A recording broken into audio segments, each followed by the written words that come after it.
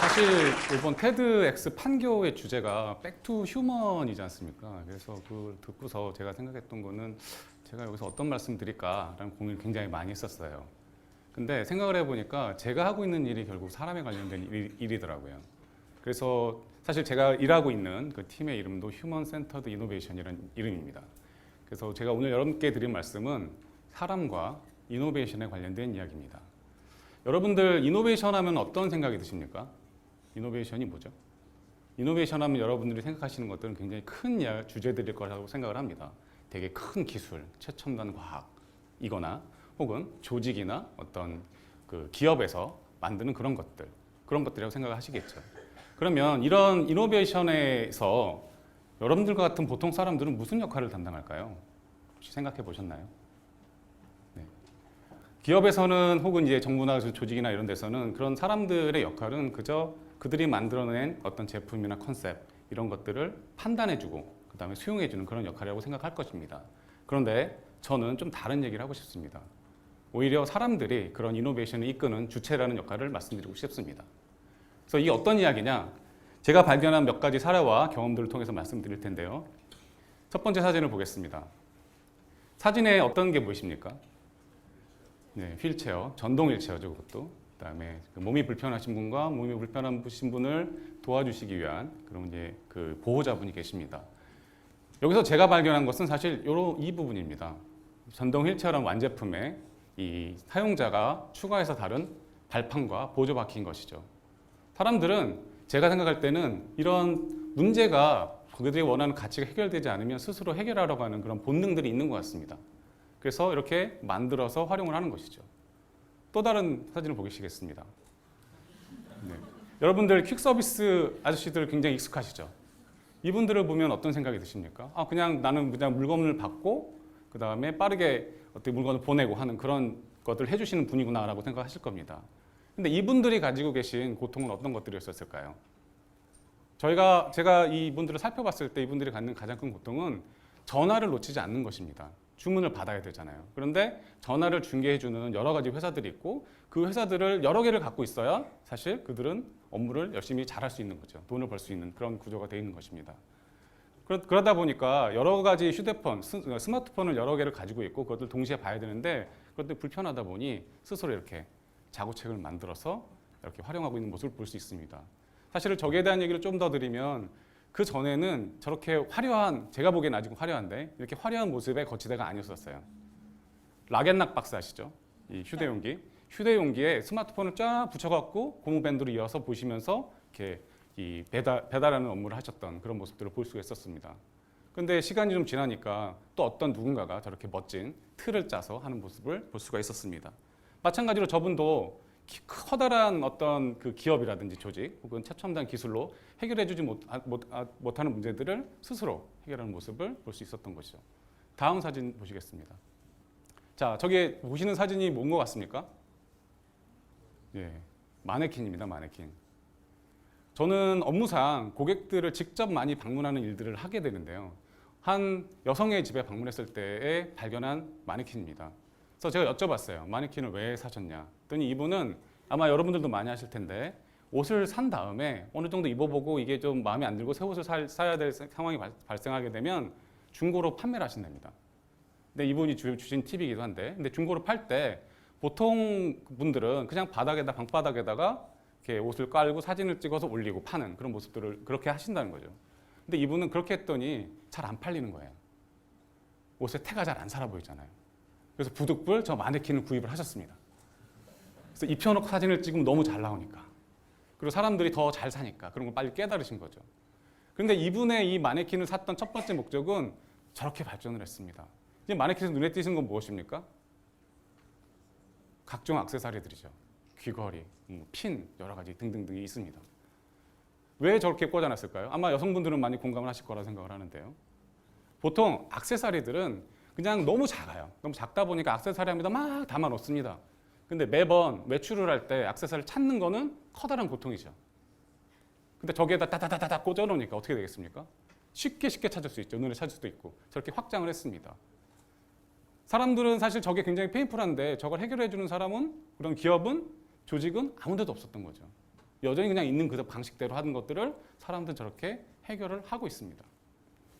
다음 사진을 보겠습니다. 제가 이제 얼굴은 블러 처리를 해서 보이지 않도록 했는데요. 저분은 뭘 하고 계시는 걸까요?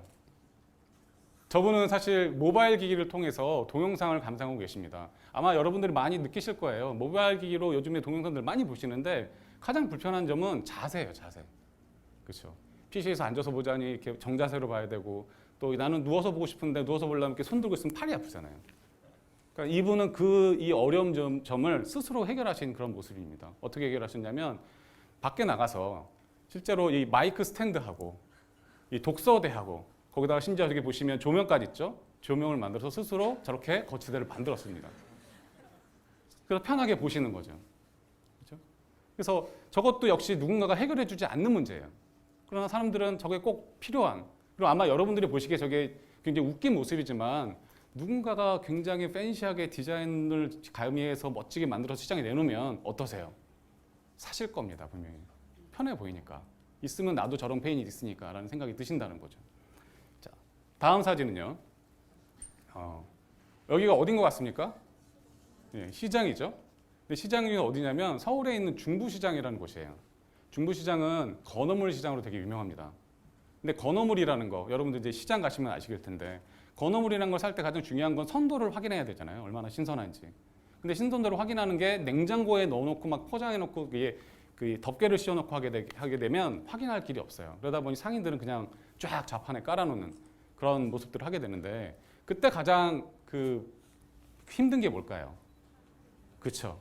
파리나 이런 벌레들이 막 끼는 그런 것들입니다. 근데 그런 것들을 어떻게 제거할까? 그 분명히 페인이 있는데 아무도 해결해 준 사람이 없죠. 근데 상인들은 이런 아이디어를 냈습니다. 그렇죠? 아주 간단해요.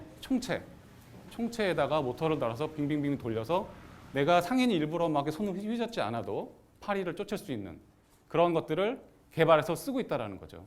사실 제가 사진에서 준비하지 않았지만 약간 개량된 버전이 있습니다. 거기엔 약간 그 디자인이 가미가 됐는데요. 어떤 모습이냐면 나비 모양을 달아놨어요. 그래서 돌아가는 게 나비입니다. 총체가 아니라.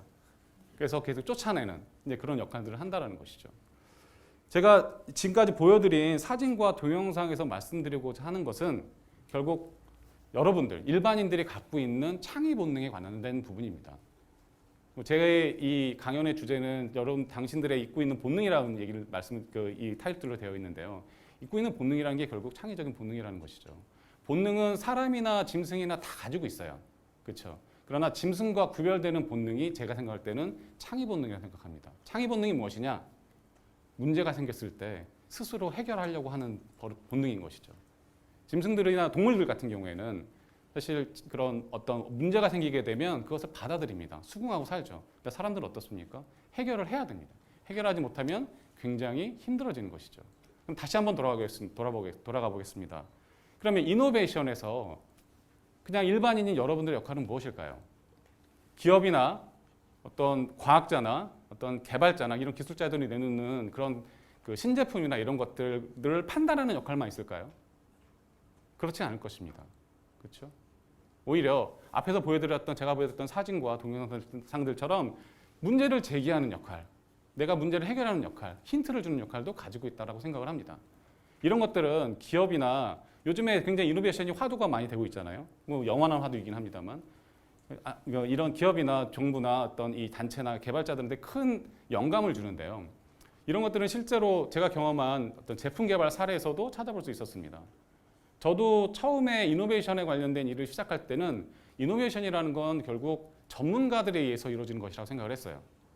공부를 굉장히 많이 한 학자들이나 아니면 개발자들이나 경험이 많은 어떤 사학가나 디자이너 이런 분들이 모여서 굉장히 멋진 남들이 상상 못할 만한 아이디어를 내고 그걸 컨셉화 시켜가지고 일반인들한테 테스트를 한번 해보는 거죠. 그래서 그들이 선호도를 얘기하면 그 선호도 중에 최선인 걸 뽑아가지고 개발해서 시장에 내놓으면 그걸 통해서 이노베이션이 된다라는 생각을 하고 있었습니다. 근데 그러던 생각은 여러 가지 프로젝트들을 하면서 변하게 됐었는데요. 그 경험에 대해서 잠깐 얘기를 드리겠습니다. 2003년 정도였었던 것 같습니다. 제가 그때 당시에 중동 지역에서 그때 당시만 하더라도 사실 지금은 여러분들 모두 다 스마트폰에 열광을 하지만 그때 당시만 하더라도 스마트폰이 아닌 그 투지폰 이전에 휴대폰이라는 게 최첨단 기기였었던 시절이었습니다. 그래서 이 중동 지역에 휴대폰을 내놓는 그 개발하는 그런 프로젝트를 하고 있었는데요. 역시 마찬가지로 개발자와 또 디자이너와 이런 분들과 모여가지고 엄청난 컨셉이라고 만들어냈었죠. 그래서 이런 통신 기술이 들어가고 이런 디자인이 들어가고 이런 펑션이 들어가면 사람들이 좋아할 거야. 그래서 여러 가지의 어떤 이 안들을 만들어서 중동 지역에 가서 테스트를 해봤었습니다. 이 테스트를 하는 과정에서 저와 저희 동료들은 이런 의미점을 두게 됐어요. 과연 이렇게 하는 게 맞을 것인가? 이렇게 하게 되면 사람들이 우리 제품을 선택해 줄 것인가? 그걸 통해서 그들의 삶이 좀 더 나아질 것인가라는 의문을 들게 된 것이죠. 그렇게 회의를 하고 있던 중에 회의감이 들었던 중에 그냥 무심코 중동 사람들은 어떻게 살까라는 것들을 관찰하기 시작했습니다.